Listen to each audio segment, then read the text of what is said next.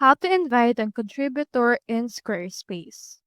So in order to do that, you first need to head over right here into your Squarespace dashboard. And from in there, you can see your left sidebar. Click onto this gear icon in order to open your settings.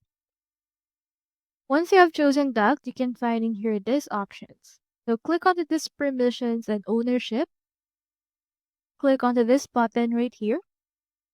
And after you have done that, click onto this invite contributor. With this, you will be asked to log into your Squarespace. Just continue and proceed to log in again. So this is actually a verification step to ensure that it's you who's accessing your actual Squarespace. So let me just proceed to log in using my Google account. Once it's verified that it's me, it will open here this window. So you just input right here the name and email address of that contributor. Let's input right here my email address.